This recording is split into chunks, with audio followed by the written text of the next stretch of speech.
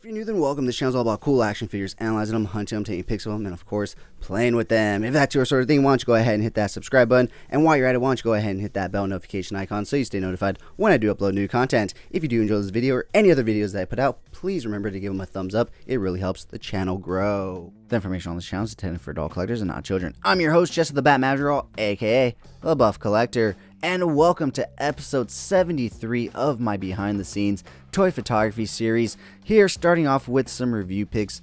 First off, of the brand new NECA Toys The Mummy colorized version from their new Universal Monsters line, and this thing is amazing. As you can see, the sculpting and detailing on this guy is just crazy good. He just looks amazing. I can't stop saying enough good things. And the other great thing about this figure is no heating up necessary. Straight out of the box, you're able to pose them, you're able to articulate them, and you aren't afraid you're going to break anything. So moving on, we are going to be taking a look at the brand new Netflix's The Witcher McFarlane Toys Roach the Horse. So I recently passed up on the DC Multiverse Build-A-Horse wave, but I still needed a horse for my gunslinger spawn, because what is a cowboy without a horse? So I went ahead and picked this up, but don't worry, I went ahead and still threw Batman on top, just in case you wanted to see a few pics with the Dark Knight on this horse, in case you didn't get the whole wave and you still want a horse for your Batman. As you can see, he does look pretty decent on it, but for me specifically, I bought this so that my gunslinger spawn can have a horse, and damn, does he look good on that horse. But like I said, Batman still also looks really good on that horse, so if you want, you can still put him on it and it'll look great. Moving on to the next set of toy review picks, we have the final 2-pack of the Hasbro Power Rangers Lightning Collection TMNT crossover figures with Morphed Leonardo and Morphed Donatello. These figures are phenomenal. They're pinless, highly articulated Ninja Turtle figures. What more can we ask? I mean, these have to be the most articulated Ninja Turtle figures in my collection, and they have to be the most articulated Ninja Turtle figures to ever be released by a US company. You know, I know imports do a damn good job with articulation, and I know a few of the imported Ninja Turtle figures are really good at articulation, but when it comes to United States companies, these have to be the most articulated versions that we've ever gotten. So moving on to an older toy, and that is the Mattel Justice League 1/12 Batmobile, and this thing is massive. It is detailed, it is beautiful. I recently just got done shooting some toy photography with it, and man, did I have so much fun.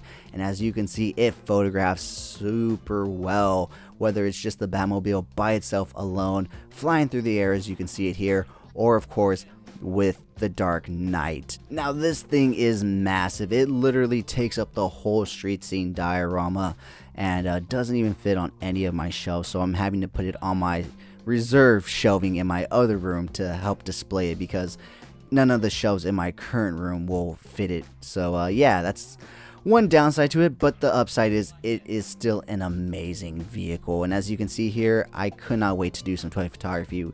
So the, I guess, idea behind this is the Joker misses the Batman. That's going to be the caption for this photo, which I will be posting over on Epic Shots by CoolFigurez, my other toy photography page, where I post my more thought out, planned out, more edited pics.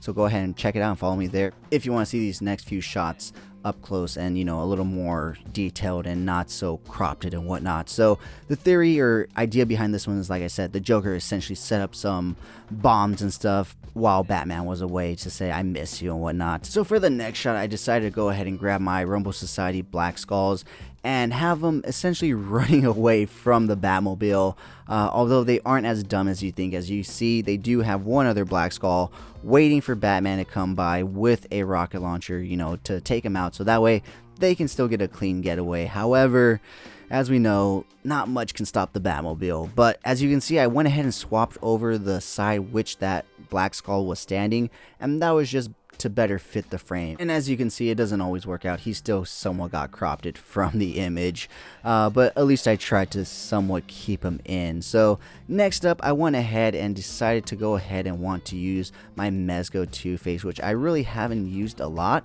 So I went ahead and put him on top of the Batmobile, kind of in like an angered state, like, oh man, Batman fooled me again, and he's essentially just shooting at the Batmobile in rage, trying to get Batman to come out, even though Batman's not going to come out when you're unloading clip after clip, you know, onto his car. The car is protected, the car will protect him, so he's just waiting for Two-Face to run out his fuel and steam, and, you know, then he'll come out.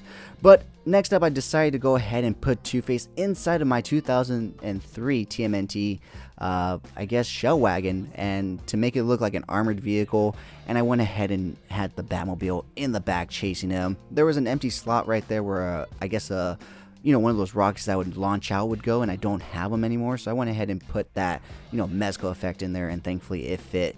And so this one didn't come out too bad, I have to admit. I think it could have came out a little bit better in terms of execution wise, but I think you get the general idea of what's going on. You know, the Batmobile is after Two-Face. I don't know which one I like better out of the two images, so I may just go ahead and post both of them side by side when I go ahead and post it up. So next up, I went ahead and continued the trend of using the Batmobile, but this time I went ahead and just revisited a few ideas that I had when I did the review pics for this Batmobile. So one of those pics was Batman standing next to the Batmobile, and so here I have him not just standing next to him, but, you know, posed up, ready to, you know, fight whoever's coming up and whatnot, with the Batmobile in the background, as well as the Mezco bat signal up on the rooftop.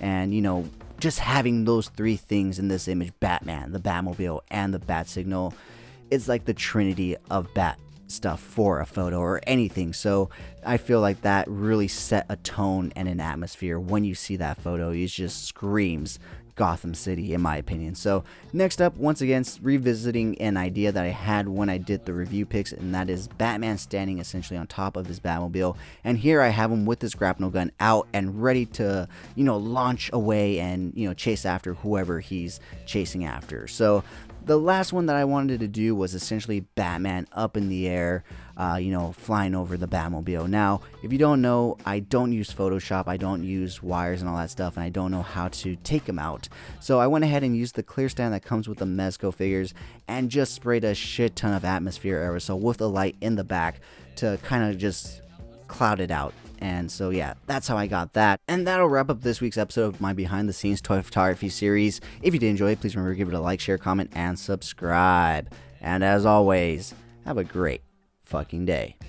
Thank you so much for sticking to the end of this video. If you enjoyed those pics, you can find the full images over on Instagram at CoolFigurez. And I do also have a separate Instagram account for my more thought out, planned out, more edited pics called Epic Shots by CoolFigurez. Check it out. If you like what you see, leave me a follow there as well. And if you guys like unboxings, check me out over on TikTok at CoolFigurez. That's where I post all of my unboxings. And check me out every Sunday for Coffee and Toys, a weekly Toy News Toy Talk podcast where we will go over all the latest and great toy news, reveals, pre-orders, weekly toy haul, and so much more. And join me every Wednesday over on Instagram for Coffee and Toys Live, where I will speak to a new guest every week about toys, toy hunting, toy photography, and so much more. Thank you so much for taking time out of your busy day to listen to me talk about toys. I really do appreciate it.